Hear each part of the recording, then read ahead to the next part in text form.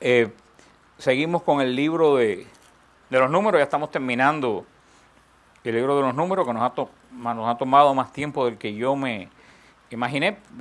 Vamos a ver si terminamos hoy lo que vamos a ver aquí. La semana que viene vamos a hacer un resumen, porque este libro de los números es muy importante para comenzar después el Deuteronomio, que el Deuteronomio tiene también cosas espectaculares que se le dio el Señor a Israel y que nos sirve a nosotros. Vamos a empezar en Números 33, versículos 50. Número 33, 50. El Señor habló a Moisés en la estepa de Moab, cerca del Jordán, frente a Jericó, y le dijo: de los israelitas, cuando pasen el Jordán hacia el país de Canaán, arrojarán a su llegada a todos los habitantes del país, destruirán todas sus imágenes pintadas, destruirán sus estatuas de fundición, demolerán todos sus altos, se apoderarán de la tierra y habitarán en ella, pues yo le doy a ustedes todo el país en propiedad. Repartirán la tierra a suerte entre sus tribus. Al grande le aumentarán la herencia y al pequeño se la reducirán. Donde le caiga a cada uno la suerte, allí será su propiedad. Harán el reparto por tribus patriarcales. Pero si no expulsan a su llegada a los habitantes del país, los que dejen serán para ustedes pincho en sus ojos y aguijones en sus costados. Y los oprimirán en el país en que van a habitar. Y yo los trataré a ustedes en la forma en que había pensado tratarlo a ellos. El Señor añada bendición a su santa palabra. Vemos que Israel está ahí, está en la promesa, está en la tierra de la promesa. Los que han ido a Israel, ubíquense, cuando uno va de Jericó a Jerusalén, ¿se acuerdan? Si ustedes miran del lado acá en el ómnibus, cuando van de Jericó a Jerusalén, hay una llanura muy, muy grande y hasta se ven unas montañas que parecen de cartón, casi con unos pueblecitos jordanos. Esas son las montañas de Moab. Ya Israel cruzó, ya está cerca de toda esa parte. Ya Israel está por esa llanura, que está Jordán, otra extensión de tierra, y un poco más allá está Jericó.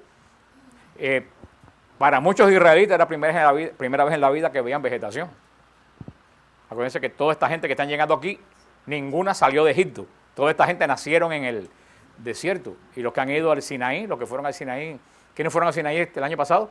Bueno, otros años, los que fueron al Sinaí el año pasado, los otros se dan cuenta que en toda la extensión del Sinaí no hay un solo pedazo de hierba. Todo es piedra. O sea que hubo una generación, y parece increíble, pero estaba viendo el otro día un documental de esta muchacha palestina que vive en el área de Palestina, en el área de Belén, que es muy árida, que se enfermó y le dieron permiso para que entrara a Jerusalén a tratarse en el hospital judío de Montes Corpus. Esta muchacha la estaban esperando por la prensa y todo eso, una palestina que le habían dado permiso a curarse por los judíos, y ella se paraba arriba del césped y decía: no lo puedo creer, nunca ella se había parado encima de hierba, inclusive en este siglo, algo que a nosotros nos parece impensable. Imagínate Israel, esta gente que por primera vez ve el oasis de Jericó. Y hoy en día, cuando uno ve Jericó, dice, y esto fue lo que le llamó la atención porque Israel, Jericó, el oasis son 15 palmas llenas de polvo, con un camello que sube y que baja ya para tirarse fotos a los turistas. Pero bueno, y uno dice, pero esto llamó tanto la atención a Israel, y es que lo que nosotros vemos ahora no es lo que vio Israel. Si ustedes se recuerdan el pasaje de Ruth, ¿se acuerdan de Ruth, la abuela de David? ¿Se acuerdan cuando Ruth conoció a Booz? ¿Alguien se acuerda qué estaba haciendo Ruth? Estaba recogiendo espiga. ¿De qué? De trigo. ¿Alguien sabe en qué área? No, ahí sí te fuiste. En Belén. Belén. Los que han ido a Belén, saben bien que si tú miras a la salida de Belén, no hay una sola hierba por todos los alrededores. Es piedra. Y uno dice, ¿cómo Ruth estaba recogiendo trigo? ¿Ustedes saben por qué? Porque toda esa parte era llena, habían trigales que se perdían en el horizonte, sobre todo era una tierra muy verde. ¿Quién acabó con todo eso? La dominación turca. Si ¿se acuerdan que mató Sansón? Que le abrió la quijada, un león. Habían leones, animales. Los turcos, en los siglos de dominación en Israel, acabaron con la fauna de Israel y cortaron todos los árboles para hacer leña y destruyeron todo el área de Belén, toda el área de Jericó, prácticamente destruyeron toda la tierra, la volvieron, como ha pasado en Haití, que de cortar las matas se ha vuelto una tierra árida. Por eso que nosotros no podemos entender. Pero cuando Israel miró para Jericó, vio un oasis todo verde. Y de verdad que esto para ellos era un paraíso, era verdaderamente algo nuevo. Y el Señor dice en este pasaje, ya pegado a la promesa de Dios, fíjate que ya están ahí, solamente tienen que cruzar el Jordán, ya están en la promesa de Dios. Dios le da las últimas instrucciones a Moisés. Instrucciones que por supuesto nadie le va a hacer caso. El Señor le dice a Moisés, dile a los israelitas, cuando pasen el Jordán al país de Canaán, arrojarán a su llegada a todos los habitantes del país. Destruirán todos sus dioses. Y fíjate lo que dice después, pero si no expulsas a tu llegada a tus habitantes del país, los que dejen serán para ustedes pinchos en sus ojos y aguijones en sus costados. El Señor se lo está diciendo bien claro a Israel. Con los que no vinieron a estas clases, lo que sea, lo vamos a decir para que se recuerden. Acuérdense bien que Canaán es el nieto de Moisés. Pero Canaán es de la descendencia de Can, que es aquel que se burló de su padre cuando lo vio desnudo, cuando lo vio borracho. Y por eso el Señor le dijo a Can, ni tú ni tus descendientes vas a poseer la tierra. O sea, ¿y de esto cuánto había pasado a este momento? Habían pasado posiblemente 900, 1000 tantos años que Dios le dijo a Can, ni tú ni tu descendencia van a tener la tierra. Nosotros muchas veces pensamos que Dios tiene mala memoria, pero Dios tiene mala memoria cuando uno se arrepiente, pero cuando uno no se arrepiente, Dios tiene perfecta memoria. Y Dios lo dijo, Canaán va a perder la tierra. Eso para que vean muchas veces las consecuencias que tienen las acciones de una persona. Una acción de uno que parece que en este momento no tiene consecuencias, puede tener grandes consecuencias después al cabo del tiempo. Inclusive yo se lo decía a otros unos muchachos con quien yo les prediqué, yo se lo decía, cuando se daña un joven, no solo se daña un joven, se está dañando generaciones que van a salir de ese joven. Porque ese joven va a tener 3 o 4 hijos. Y esos 3 o 4 hijos van a tener otros 3 o 4 hijos. O sea que de una sola persona va a salir generaciones. Se daña esa persona y ese daño lo va a transmitir a esas generaciones. No es que va a transmitir pecado, pero si se mete en la droga, va a tener un hogar que es un desastre y eso es lo que va a transmitir. Y eso es lo que el Señor le está diciendo. Canaán, el Señor no le quitó la tierra injustamente. Canaán no solo perdió la tierra por lo que hizo Can, sino que los habitantes de Canaán eran profundamente paganos.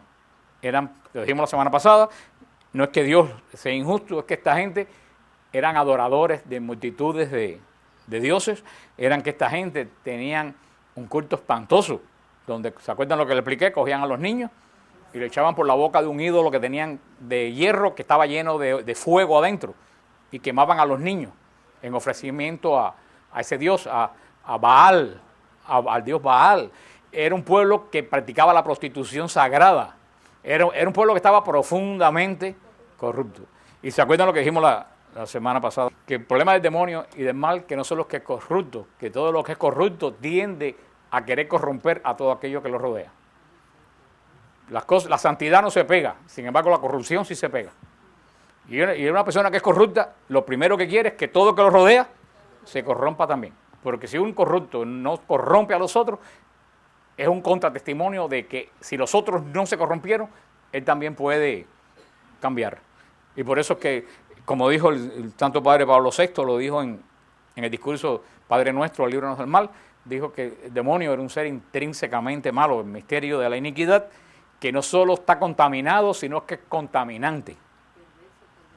Y pervertidor, perverso, pervertido y pervertidor, fueron las palabras del Papa.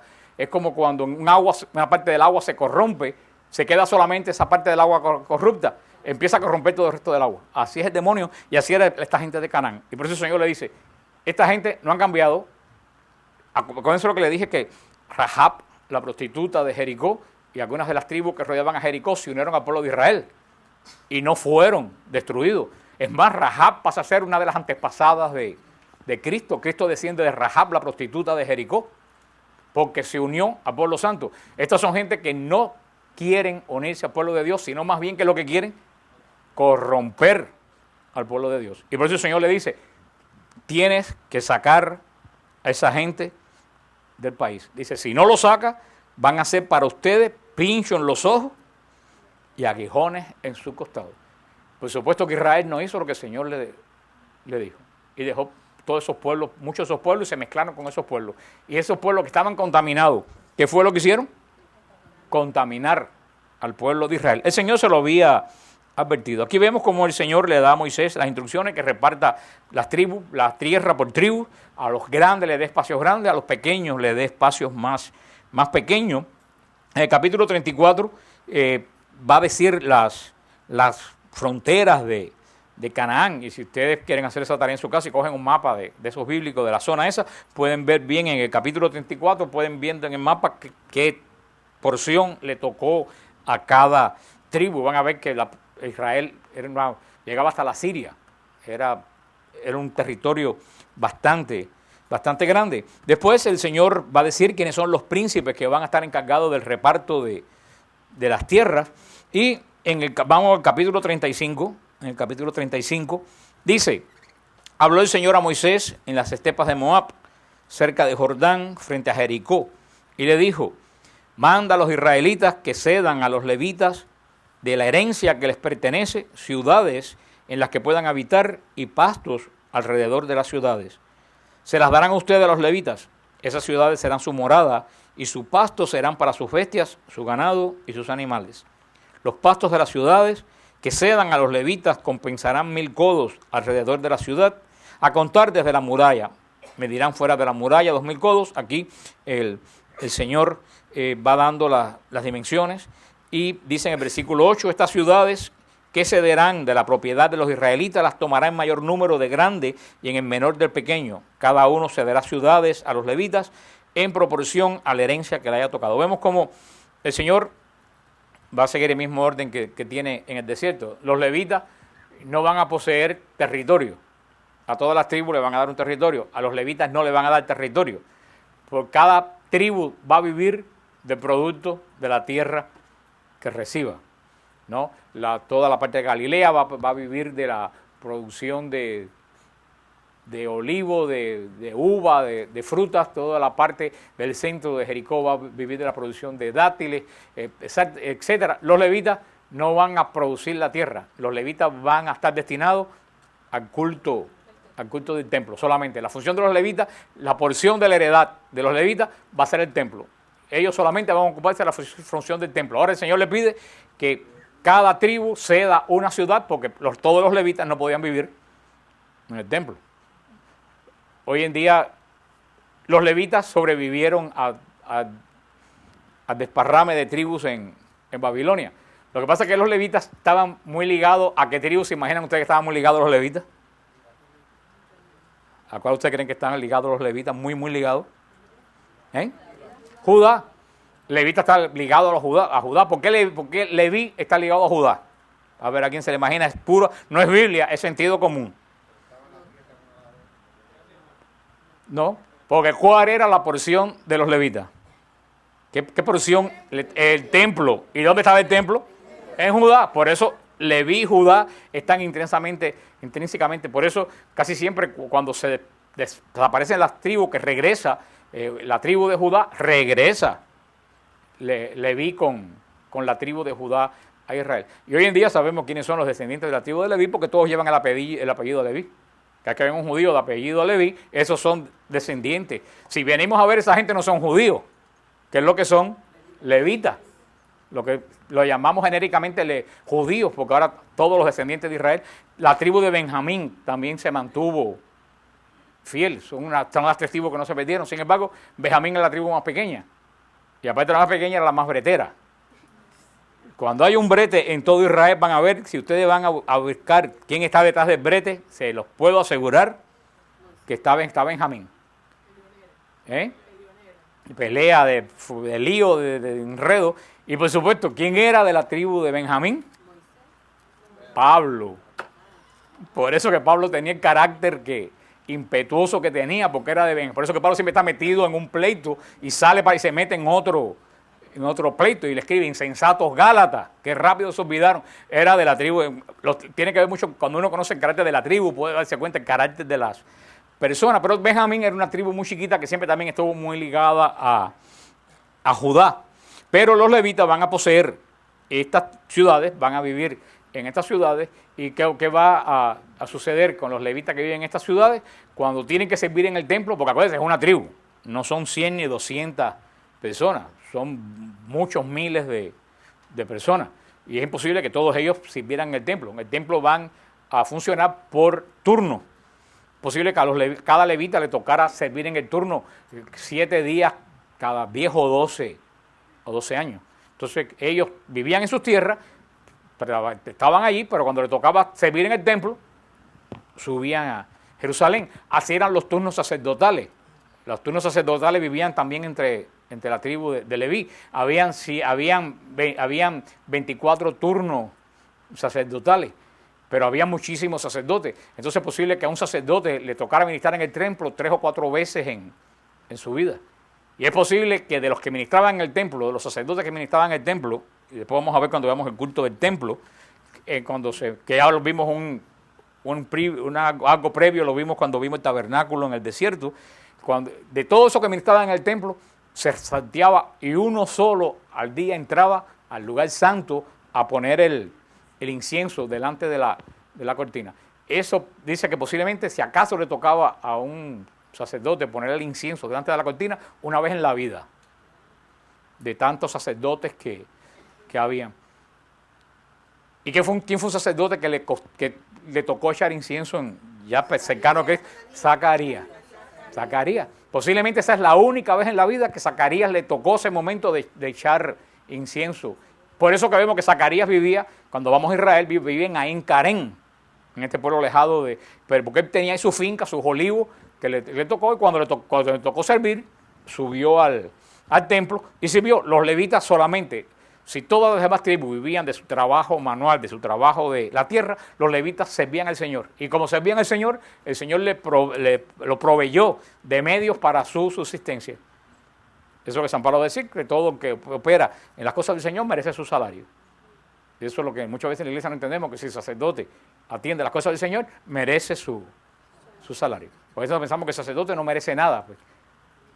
El sacerdote merece su salario, y como merece su salario, pues merece que nosotros le exijamos que el salario que le paguemos lo utilice como lo debe de utilizar en los servicios del Señor. Pero ni nosotros se lo exigimos, y al contrario lo que le reclamamos es pero mira los curas que si tienen y que si no tienen.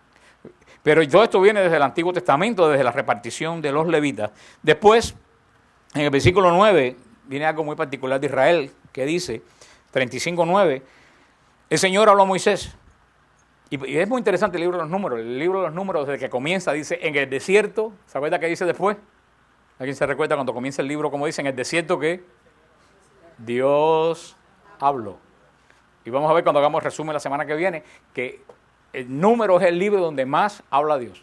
Dios, todo el número, va a estar hablándole a Moisés, y hablándole a Moisés, y hablándole a Moisés, y explicándole a Moisés. Por eso vemos un paralelismo muy grande. Cuando Jesús resucitado en Jerusalén, en Galilea, le dice a los apóstoles que presenta el pez y comen, y que le dice a Pedro, me amas más que esto 3 veces, y después dice que se llevó Pedro aparte. ¿Se acuerdan que Juan siguió atrás de Pedro? Y Pedro le preguntó, ¿y este qué? Y el Señor le dijo, a ti no te importa, tú sígueme. Por eso es mejor a veces no preguntarle al Señor. Es mejor seguir al Señor y no hacerle demasiado pregunta. Pero lo que entendemos que así como el Señor, ¿qué está haciendo con Moisés? Ya Moisés va a terminar su trabajo de pastor de Israel. ¿Qué está haciendo el Señor con Moisés? Le está dando las últimas instrucciones. Tienen que hacer esto, tienen que hacer esto. Así hizo Jesús con Pedro. No sabemos qué tiempo estuvo con Jesús apartado con Pedro, pues posiblemente haya estado muchísimos días, que la Biblia no nos dice. ¿Qué hizo Jesús con Pedro? Le dio las últimas instrucciones de la iglesia, de la cual nosotros no sabemos.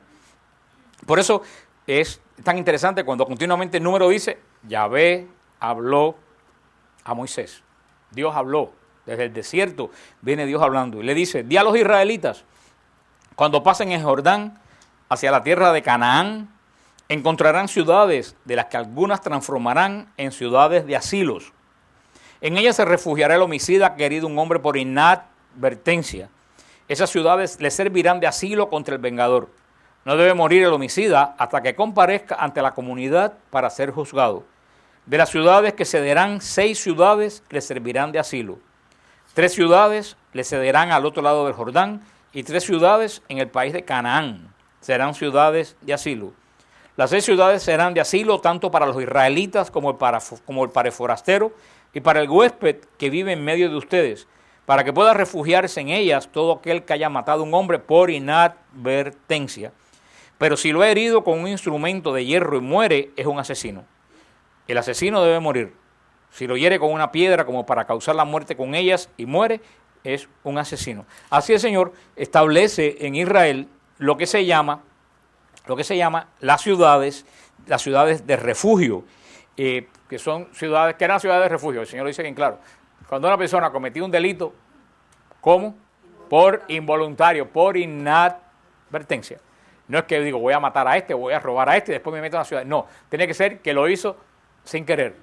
El Señor proveyó estas ciudades y todo el que cometía un delito por inadvertencia y era acusado por la tribu. Acuérdense que había un sentido muy fuerte de tribu. Y lo que se le hacía a uno, se le hacía a toda la tribu. Y toda la tribu perseguía. Estas personas que cometían estos errores se metían en estas ciudades y nadie podía entrar a estas ciudades a sacar a la persona de allí. Esa persona ahí solamente salía cuando iba al Sanedrín a presentar su caso y explicar qué fue lo que pasó. Porque cuando el hecho pasaba de que una persona sin querer causaba cualquier daño, la gente no razonaba. ¿Qué es el impulso? ¿Qué es lo que hacía?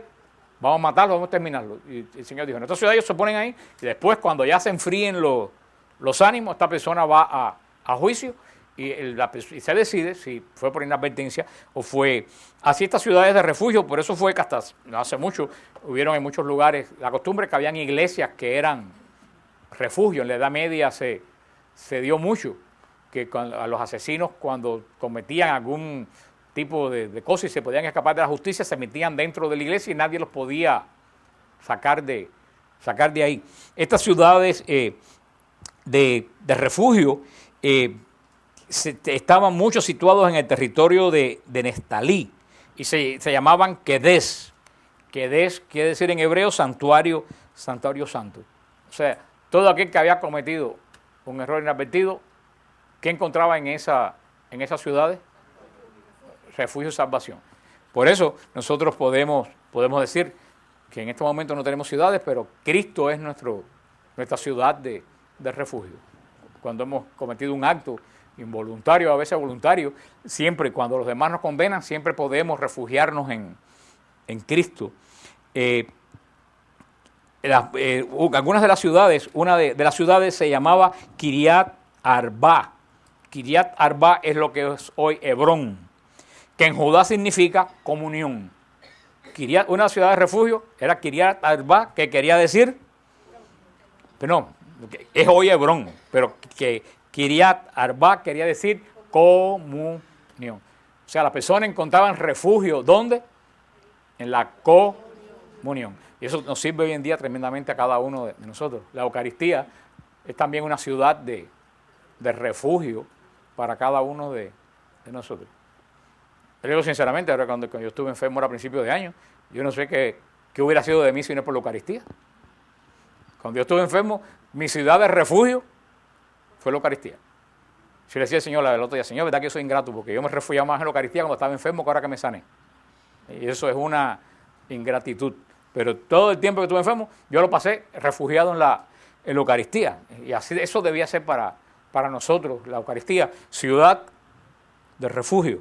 Otra de la ciudad se llamaba Becer y estaba en el territorio de Rubén, no de Rubén Paul, sino en el Rubén. Y no te alegres mucho, Rubén, tú sabes que tu pariente de la Biblia no fue nada santo. Acuérdate lo que hizo. Horrible, era el Rubén de la Biblia. Si quieren saber qué hizo Rubén, vayan a Génesis y se van a enterar qué fue lo que hizo Rubén, que era el primogénito, y le costó la primogenitura. Se le pasó a Judá. Así que no se alegren mucho de... Becer en el territorio de Rubén significa protección. Becer significa protección. Nosotros encontramos refugio en Cristo, que es nuestra única protección. Como dice el Salmo, el que mora al amparo del Altísimo, el Señor lo cubre con su sombra. Esa es una promesa de Dios, del Salmo 91, que es uno de los salmos más hermosos y que es el salmo de la noche. Todo el mundo debe, antes de acostarse, leer el Salmo 91. Es el salmo que se reza en todos los monasterios, en todos los lugares antes de dormir. Una de las frases de las promesas, es un salmo lleno de promesas de Dios. Pero una de las promesas más hermosas es el que mora al amparo del Altísimo, el Señor lo cubre con su sombra. El Señor te cubre con su sombra, pero para cubrirte el Señor con su sombra, tú tienes que desear morar al amparo del Altísimo. No podemos vivir, cuando encuentro la sombrilla, no podemos vivir fuera del amparo del Altísimo. La otra ciudad se llamaba Ramot y estaba en la tribu de Gat. Ramot. Ramot significa exaltado. Ramot significa en lo alto. Cristo es nuestra roca alta. Cristo es esa roca exaltada donde nosotros encontramos refugio. Así como con la ciudad de Ramot, la gente encontraba refugio. Exaltado es lo que está sobre lo alto. La otra ciudad de refugio se llamaba Golán. Ya hoy en día hay un territorio que se llama las alturas de Golán. Golán es la última listada como ciudad de refugio. Estaba en el territorio de la mitad de la tribu de Manasés. Y Golán significa gozo. Tú encuentras refugio en Cristo, y Cristo, cuando tú encuentras refugio en Cristo, Cristo es nuestro gozo. Aún en la peor situación de la vida, tú encontrando refugio en Cristo, tú estás en la ciudad de Golán. Tú estás en la ciudad de ¿qué? De gozo. Porque hay una gran diferencia entre alegría y gozo. Tremenda diferencia. La alegría es algo externo. La alegría es algo externo que viene provocado por algo externo también. Y el gozo es algo interno que no tiene nada que ver con nada externo y que nada externo te lo puede quitar. La alegría pasa como los fuegos artificiales del 4 de julio. Tengo algo de afuera, ¡ay, qué contento estoy! Inmediatamente pasa otra cosa. ¿Qué pasa con la contentura? El gozo está dentro de ti y eso nadie, ni tormento, ni problemas te lo puede quitar. Por eso es la gran diferencia. Hoy el mundo no vive de gozo, hoy el mundo vive de alegría. Ustedes quieren ver gozo, vean a los muchachos que están en Madrid, vean la cara de los muchachos que están en Madrid, para que vean lo que es gozo. Sin música de discoteca, sin droga, sin bebida, son una gente que desbordan alegría. Otra gente para tener una alegría semejante tienen que recurrir a la droga, tienen que recurrir al alcohol, tienen que recurrir a las discotecas. Esa es la diferencia. Tú estás en la discoteca, estás cogiendo droga y estás alegre mientras te dura ese momento. Cuando sales de ahí, estás hecho una pitrafa. Esa es la gran diferencia entre gozo y alegría. Estas son algunas, una, dos, tres, cuatro, cinco, son las 5 ciudades que pude encontrar de asilo, de refugio en Israel. Y así entramos al capítulo 36, en el capítulo 36, versículo 5. Dice: Moisés, según la orden del Señor, mandó lo siguiente a los israelitas. Dice: bien la tribu de los hijos de José. Esto es lo que el Señor ordenó acerca de las hijas de Zelohad. Tomarán por esposa los que bien les parezca, con tal que se casen dentro de los clanes de la tribu de su padre. Así la herencia de los israelitas no pasará de una tribu a otra, sino que los israelitas estarán vinculados cada uno a la herencia de la tribu de sus padres. Esto es una cosa muy interesante. ¿Por qué es interesante? Porque muchas personas preguntan, ¿de qué tribu era María? Porque en ningún lugar dice de qué tribu era María. ¿Pero de qué tribu era José? ¿De la qué casa era José? De la casa de Judá, de la casa de la familia de David, de la tribu de Judá. Como los israelitas se casaban dentro de la tribu y dentro de la familia, no hay la menor duda que María es de la tribu de Judá y es de la casa de David, igual que José. Pero lo importante también que a nosotros hoy en día nos sirve también, como hermenéutica nos sirve a nosotros, que dice, y ojalá que se grabara esto: tomarán por esposo los que ustedes quieran, con una condición. ¿Cuál es la condición? Con tal que se casen dentro de los clanes de la tribu de su padre. Así la herencia de los israelitas no pasará de una tribu a otra. Y esto, ¿cómo nosotros nos aplica hoy, hermano? Ojalá que todo el mundo hoy en día se casara dentro del clan a quien le corresponde. No quiere decir dentro de la familia, quiere decir dentro de las personas que tienen tu misma forma de sentir, tu misma forma de pensar y que se parecen a ti. ¿Cuánta gente me escriben a mí? Ay, mi novia es mormona, pero yo la quiero tanto que tú la quieres mucho ahora. Y es posible que sea una mormona santa y excelente. Pero ¿qué va a pasar cuando vengan los mormonitos? Los que se casan no piensan en eso. ¿Tú sabes qué va a pasar? ¿Qué va a decir el católico? Yo quiero bautizarlo. ¿Y qué va a decir la mormona? No, yo no creo en el bautismo católico. Y entonces la familia del católico va a empezar, pero mira, esa mujer que no quiere que... Y la familia de la mormona va a empezar a decir, mira que tú no te bautizaste, mira que nosotros te lo dijimos, que ser un pagano, que yugo desigual, que yo no sé qué cosa. Cuando llegue la primera comunión y el católico quiera que el niño haga la primera comunión, la mormona va a decir, no hay primera comunión. O sea, cuando está de novio todo parece muy lindo, pero cuando se enfrentan a la realidad y no hay la misma base, vienen. ¿Cuánta gente después, como yo llevo 14 años haciendo este trabajo de WTN, cuántas personas que le dije, mira, no es que yo no crea, yo creo que un matrimonio de una persona católica con otra fe puede funcionar. Puede funcionar cuando las dos personas tienen una tremenda madurez. Ahora si está, me dice, no, porque mi novia quiere que yo vaya a la iglesia de ella. Yo le dije, ok, perfecto, tu novia quiere que tú vayas a la iglesia de ella, dile que por la mañana vaya contigo a misa y por la noche tú vas a la iglesia de ella. Ah, no, entonces ¿qué es esto? La ley del embudo. Ven a mi iglesia, pero yo no voy a la... Eso es lo más común y desafortunadamente casi siempre los católicos terminamos cediendo. Terminamos cediendo. Por eso el Señor desde el principio, ¿se acuerdan? Desde cuando Abraham fue a buscar esposa para Isaac, ¿a dónde regresó? ¿A cuándo mandó su siervo? A la tribu donde él salió, donde estaban la gente con sus mismos valores, con su misma forma de pensar, y así duró el matrimonio de Isaac con Rebeca. Muchas veces, queridos hermanos, ay, no, yo estoy enamorado, y me escriben, ay, pero es que mira, que ahora que mi esposo que es borracho. Y yo le digo, ¿y tú no te diste cuenta cuando eras novio de que tu esposo era borracho? Sí, pero yo pensé que a lo mejor una persona puede cambiar si se deja tocar por Cristo. Pero si tú ves que una persona es borracha, te poniendo un ejemplo, y no se quiere dejar tocar por Cristo, no te cases. Si tú no quieres eso para tu vida, ¿por qué después vas a venir? Porque después vienen, y son los emails que a mí me llegan a diario, ¿por qué la iglesia es tan mala que no me dé el divorcio? Y todos los días recibo 10 o 12 emails. Y yo soy compasivo cuando la persona entiende, pero cuando la persona viene a juzgar, a echarle la culpa a la iglesia de un error que es de ellos, la lengua mía es una mandarria. Sí, tú me dices, mira, me equivoqué, y yo digo, el Señor tiene misericordia de ti. Ahora te viene, no, ¿por qué la iglesia no me? Le digo, no, espérate. Le digo, espérate un momentico. ¿Tú te acuerdas del día que te casaste? ¿Alguno de ustedes se acuerda del día que se casaron? Cuando llegaron al altar, que es la primera pregunta que le hicieron, vienen libres y voluntariamente a recibir el sacramento. ¿Y qué dijeron ustedes dos? Sí, venimos libres.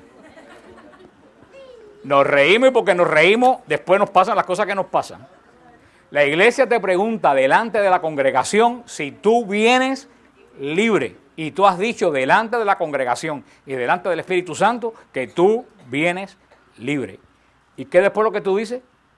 Yo me uno a ti en las alegrías, en las penas, en la salud y en la enfermedad, hasta que la muerte nos separe.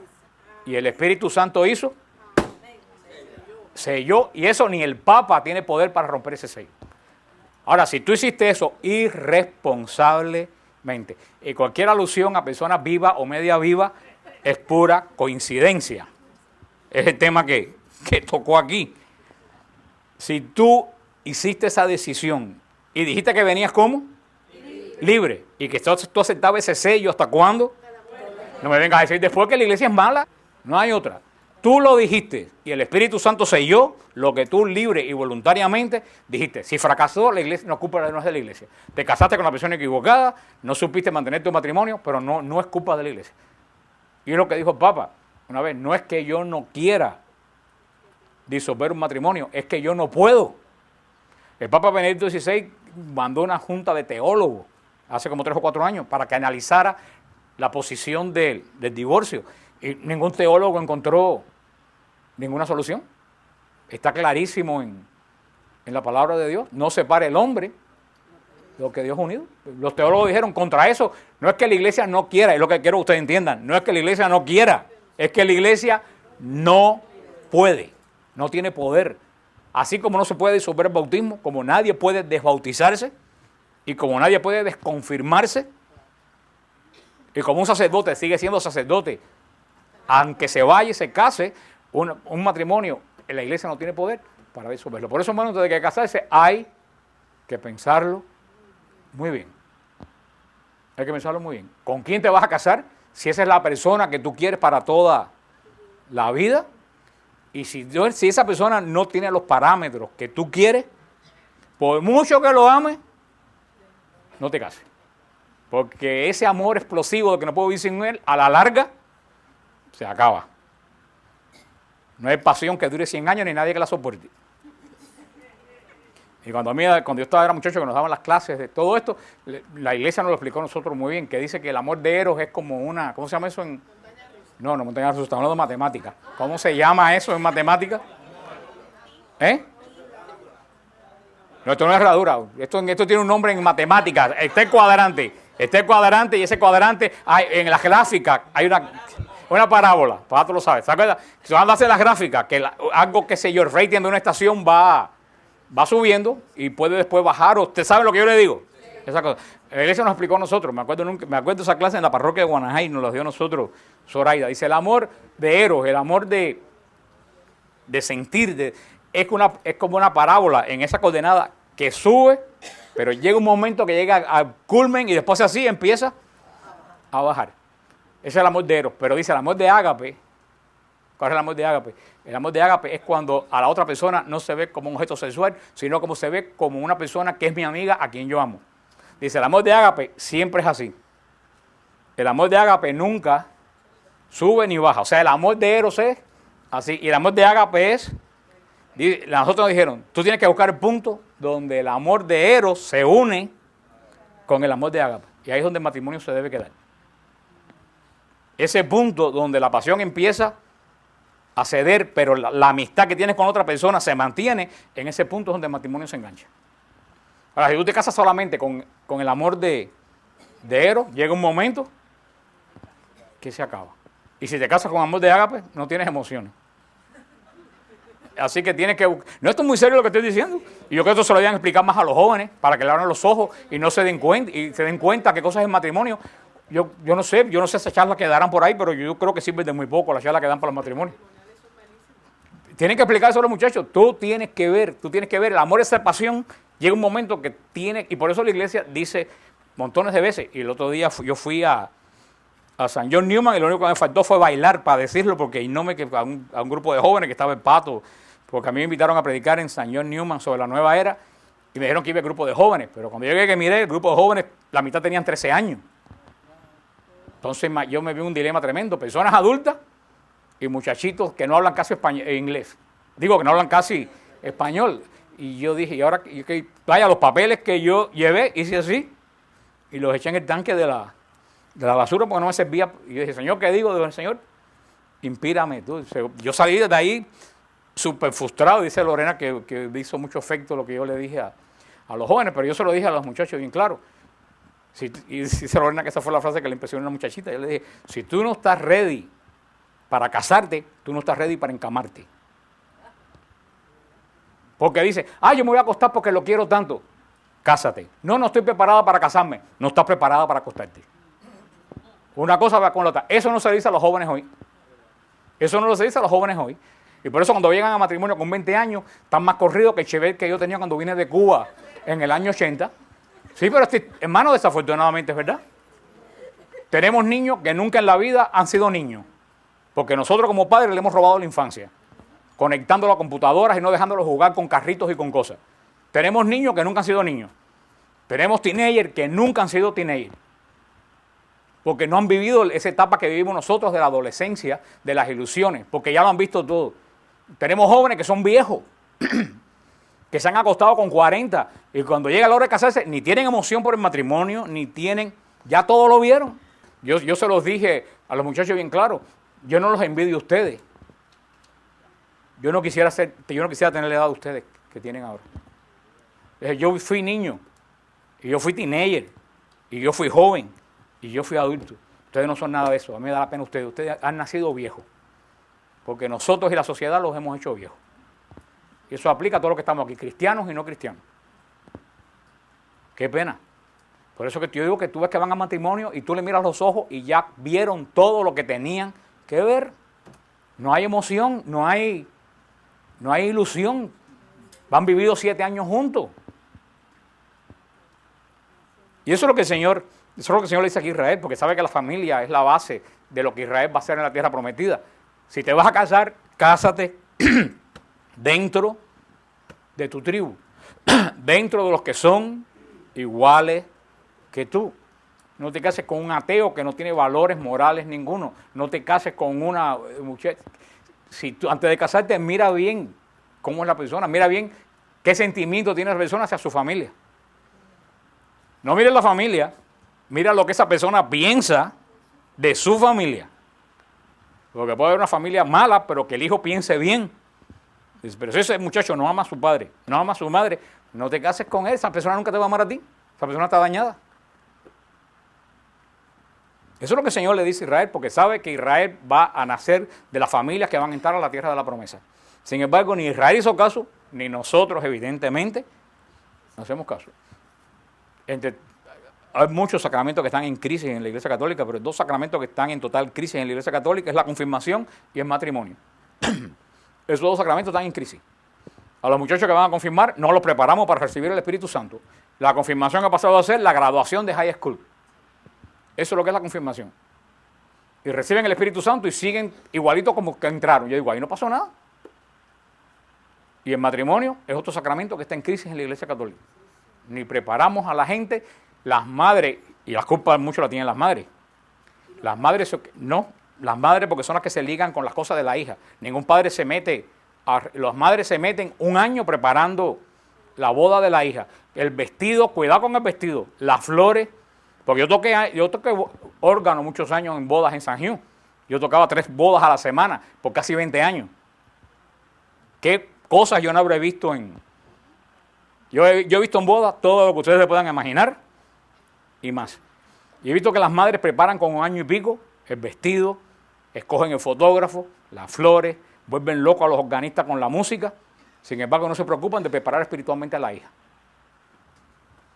¿Y tú sabes qué es lo primero que le dicen? Ni te preocupes, si te va mal, divórciate.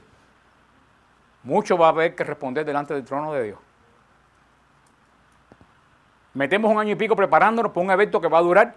¿Cuántas veces me dijeron a mí, madres, porque casi nunca las novias se meten en la música? La doña es la que es terrible en una boda. Se lo digo yo a ustedes. Dios me ampare de las madres de las novias. A mí me dijo una, no, quiero bastante canto. ¿Qué se puede cantar en la misa? Y bueno, se puede cantar el Señor ten piedad, el Gloria, el Salmo, se puede cantar el Salmo. No, ni que más se puede cantar. Y yo le dije, pero... Yo dije, qué bueno, qué devoción que quiere. Y le dije, bueno, ¿por qué? Dice, no, porque me ha costado tanto la boda y el vestido que tiene que durar bastante.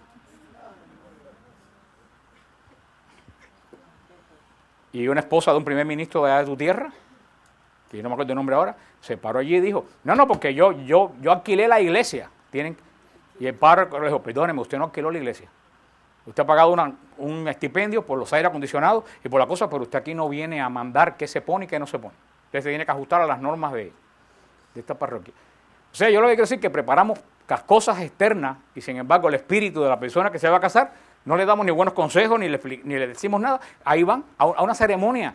Una vez el padre Andrés Couselo, que es un varón con una paciencia semejante a la de Job, Fernando conocieron al padre Couselo, una paciencia espeluznante. Bueno, por eso le digo, con esa paciencia que tenía, una vez el padre Couselo le dijo a una pareja de novios, hijos, ustedes me pueden atender a mí, porque durante toda la vida, toda la boda, ellos estuvieron atendiendo al fotógrafo. El padre los votó hablando y ellos, y el fotógrafo. Mano, yo no me río. Eso es una profanación de la obra del Espíritu Santo. Y un matrimonio que empieza así, no puede seguir bien. Empieza insultando al Espíritu Santo que va a sellar ese matrimonio. Y lo más seguro que hayan estado en pecado cuando se vayan a casar porque ni se confiesan. ¿Cómo van a salir matrimonios santos de ahí?